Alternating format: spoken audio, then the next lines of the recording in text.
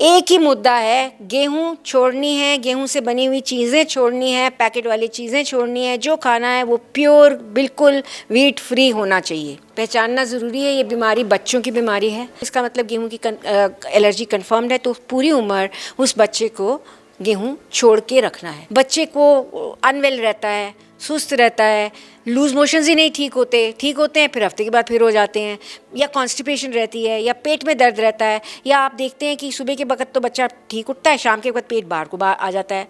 नखरे करना, खाने को क्रिटिसाइज़ करना बहुत बदतमीज़ी मानी जाती है। पेस्ट्रीज कहाँ खाएंगे? अरे हमारे कल्चर में केक पेस्ट्री खाते हैं क्या? नमस्कार, आप देख रहे हैं पंजाब केसरी टीवी। आज हमारे साथ हैं स्पेशल गेस्ट डॉक्टर साधना, एडवांस पीडियाट्रिक सेंटर के डॉक्टर हैं। गेहूं खाने से बच्चों को एलर्जी होती है, यानी कि मैं कहना चाहता हूं कि गेहूं कई बच्चों को सूट नहीं करते। यहाँ तक कि ये भी कहना है कि लोगों को भी सूट नहीं करते, बड़े होकर भी सूट नहीं करते, लेकिन बच्चों में ये पहचान पाना बहुत आसान है। डॉक्टर साधना इस टॉपिक पे हमारे से पूरी तरह से बात करेंगे। मैम, आज हम पहली बार सुन रहे हैं कि गेहूँ सूट नहीं करते, इसका क्या मतलब है? ये एक बीमारी है जिसको हम सीलिएक डिजीज़ बोलते हैं अंग्रेज़ी में, और ले टर्म्स में हम बोलते हैं व्हीट एलर्जी। तो इसके अंदर जो गेहूं होती है उसमें एक पदार्थ होता है ग्लूटेन, जो पूरी तरह से डाइजेस्ट नहीं होता हमारी बॉडी के अंदर। कुछ लोगों की बॉडीज़ में अच्छे से डाइजेस्ट नहीं होता है, और उसका टॉक्सिक कण जो है वो इंटेस्टाइन की लाइनिंग को क्रॉस करके बीमारी पैदा करती हैं। तो इसको कहते हैं सीलिएक डिजीज़, और इसको होने के लिए 3 चीज़ ज़रूरी है। एक तो गेहूं का खाना, जो लोग व्हीट नहीं खाते हैं उनको ये बीमारी नहीं होती है। दूसरा है जेनेटिक प्रीडिस्पोजिशन, कुछ तरह के HLA और कुछ आजकल और कई सारे जेनेटिक डिटर्मिनर्स पे काम हो रहा है, जिसकी वजह से गेहूं की एलर्जी हो सकती है।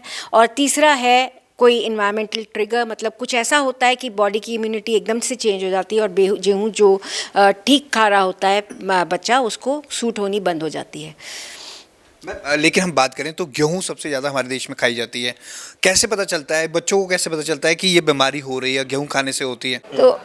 तो इसकी वजह से ये बीमारी होती है, और ये पहचानना ज़रूरी है, ये बीमारी बच्चों की बीमारी है।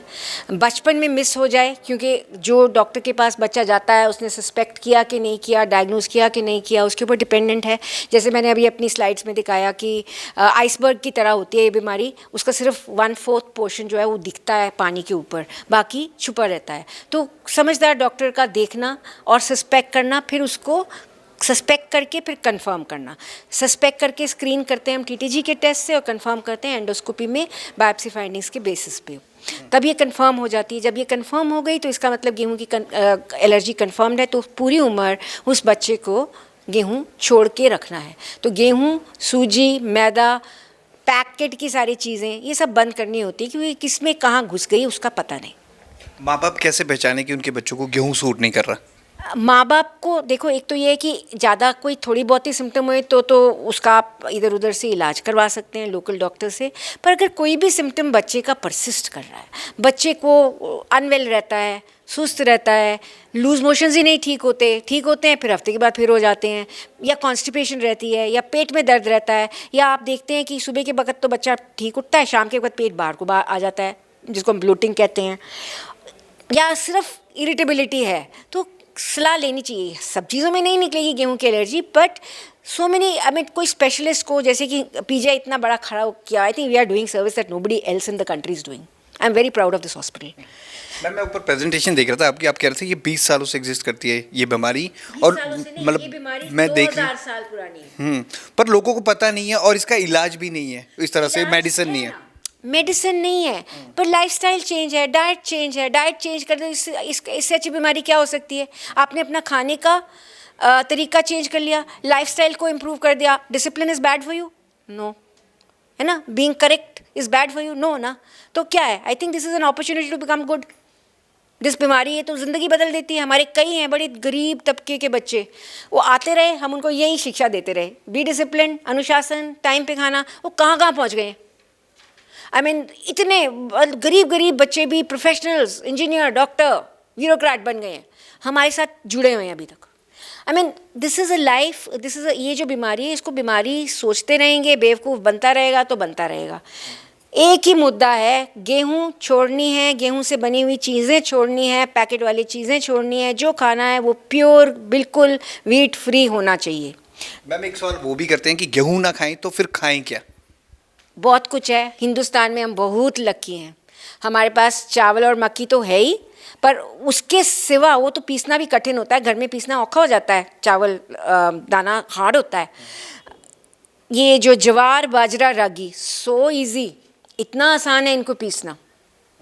तो ये जो चीज़ें इतने न्यूट्रिशियस भी हैं, इनके अंदर fibre content, iron content, calcium content, vitamins optimal है। आई मीन पहले लोग कहते थे कि गेहूं बंद कर दी तो क्या, हम तो हमारी तो ताकत चली जाएगी, हम तो पंजाबी हैं, हमारी तो ताकत गेहूं से आती है। ये उनसे ज़्यादा ताकत देते हैं ये वाले पदार्थ। तो ये दिमाग में नहीं रखना चाहिए कि ये नहीं खाएंगे तो क्या खाएंगे, बाकी चीज़ें आर इक्वली गुड। सिर्फ एक दिक्कत है कि ये जो बाकी आटे हैं इनकी रोटी जो है वो हार्ड बनती है।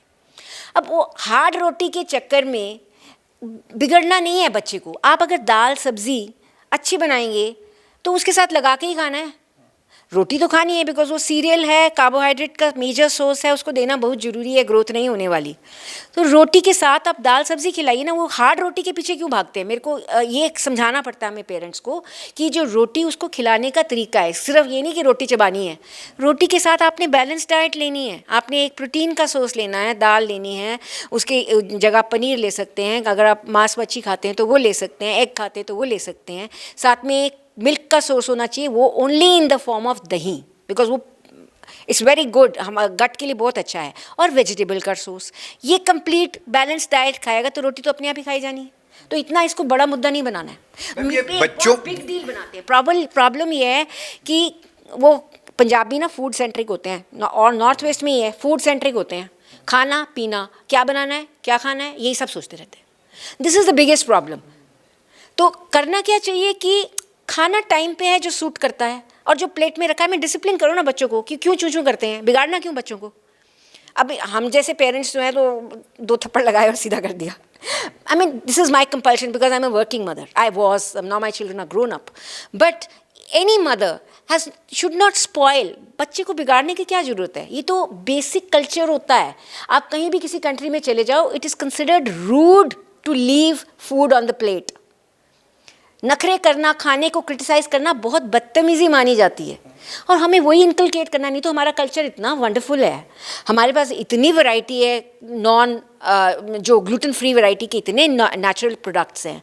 वी आर वेरी लकी, बहुत किस्मत वाले हैं हम हिंदुस्तान में। हमारे पास ये बीमारी इसलिए ज़्यादा बढ़ चढ़ के आ रही है। 1% है, कई देश है जहाँ पे 1% है, पर वहाँ पे इतनी पॉपुलेशन नहीं है, क्योंकि यहाँ पे 1% है और पॉपुलेशन भी इतनी ज़्यादा, इसलिए इतने ज़्यादा मरीज हम देखते हैं।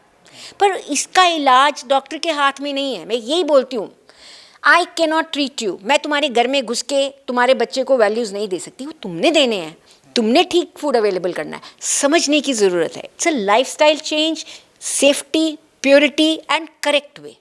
That is very simple. Unnecessary complicate करते हैं कि जी हम भी पेस्ट्रीज कहाँ खाएंगे। अरे हमारे कल्चर में केक पेस्ट्री खाते हैं क्या? I fail to understand. I mean वो जो नखरे हैं ना, वो नखरे किसी के लिए भी अच्छे नहीं है। आई मीन आजकल हमारी सोसाइटी वैसे ही इतनी कॉम्पिटिटिव है, लाइफ में इतना कुछ करने को है। दुख देखा आपने कितना बार। आई मीन बच्चों को सिखाना चाहिए कि look at the problems of others rather than keep thinking about yourself. I mean this is a way of life. और हमारे जो बच्चे इस कंसेप्ट को समझ जाते हैं ना, they do so wonderfully well. मतलब उनको, we are proud of them. Literally ये जो लड़की दीक्षा है जिसके बारे में मैंने, इसके इतना बीमार होने के बावजूद, मतलब अब ये इसको समझ आ गई, अब ये डंडा लेके पीछे पड़ती है कि खबरदार प्योरिटी रखो, सफाई करो ठीक तरह से। तो बच्चों को इन्वॉल्व करना है, छुपाना नहीं उनसे। लोग अक्सर पूछते हैं कि शादी हो जाएगी तो क्या, शादी हो जाएगी तो क्या है, छुपाना थोड़ा है। शादी हो जाएगी तो भी ग्लूटेन फ्री खाना है।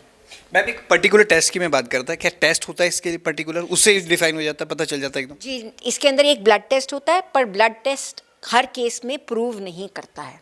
प्रूव करने के लिए खासकर जिनके अंदर एटिपिकल सिम्टम्स होते हैं, जिसको जैसे हल्का पेट दर्द, खून की बायोप्सी, एंडोस्कोपी करना मैंडेटरी है। हमारे देश में हम सभी गेहूं के एलर्जी के मरीज़ों की बायोप्सी करके कंफर्मेशन करते हैं, टीटीजी का टेस्ट करने के बाद। पर मैम ये जो आप कह रहे थे कि इसकी मेडिसिन, या क्या गेहूं को ही छोड़ दो वही खत्म है, कि मेडिसिन भी चलती है इसके बाद? मेडिसिन चलती हैं 4-5 साल, जब तक बच्चा फुल्ली उसकी हाइट वेट रिकवर नहीं कर जाता। सप्लीमेंट्स होते हैं, आयरन है, कैल्शियम है, विटामिन्स हैं, सप्लीमेंट करते हैं हेल्प करने के लिए बच्चे को। That is not a treatment, वो ट्रीटमेंट नहीं है। ये नहीं सोचना चाहिए मरीज को कि इसी से ठीक हो जाना है, ये खा रहा हूँ मैं दवाई तो मैं ठीक हो जाऊँगा। नो, जब तक डाइट नहीं सीखोगे, सिखानी पड़ती है बच्चे को।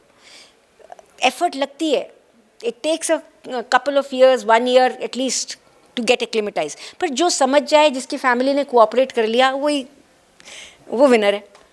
इट्स एज सिंपल है। और जो नहीं समझा, जिसने नखरे करने, फिर वो हमेशा ही चूँ चूँ चूँ चूँ लगी रहती है। I mean I have full sympathy with them, but then we have to understand कि 50 साल से रिसर्च हो रही है, कुछ नहीं है और इसके अंदर maybe we get a genetically engineered grain, पर वो होगा यही ना, जिसमें ग्लूटेन नहीं रहेगी, वो हार्ड ही बनेगी रोटी।